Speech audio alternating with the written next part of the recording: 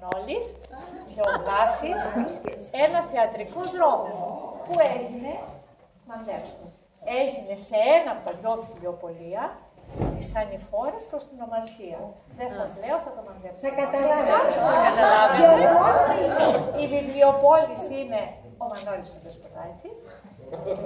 Η σύζυγός της είναι ο Βλάσης και ο πελάτης ή η πελάτησα είναι η Θεοδόρα. Παρακολουθήστε. Παρακαλώ.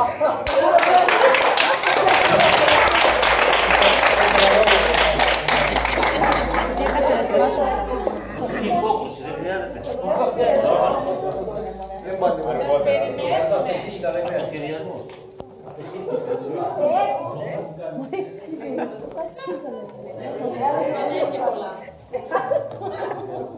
Πριν να τις δούμε για λίγο.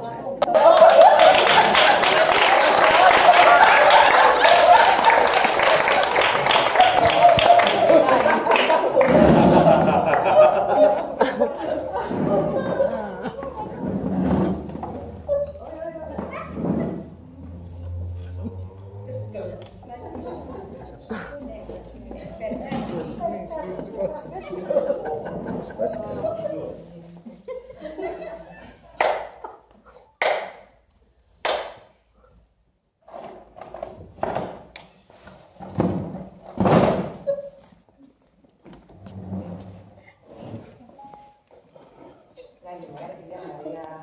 Μου δίνετε σας παρακαλώ ένα ανταλλακτικό στυλό σέφερ. Σέφερ.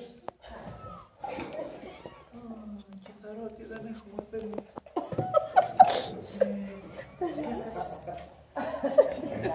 Ο Μανώλης μου είχε πει ότι έχετε. Μα εγώ νομίζω ότι έχει τελειώσει το σέφερ. Ο Μανώλης, ποιος Μανώλης το πει? Ο Μανώλης, ο υπαλληλός σας, ο παιδός σας. Ο υπάλληλος. Αυτός θες το κρούστο και πίνει ρακάκι. Μα κοιτάξτε, μάλλον θα έχετε. Μου είχε πει ότι έχετε.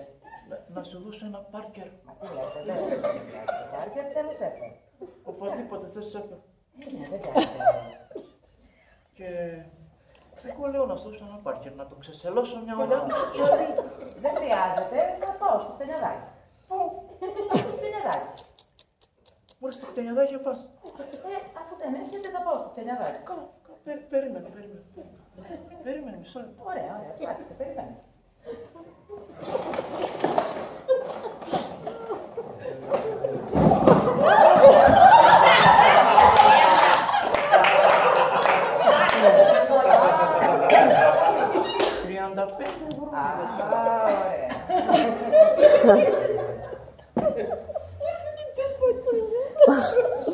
Ευχαριστούμε.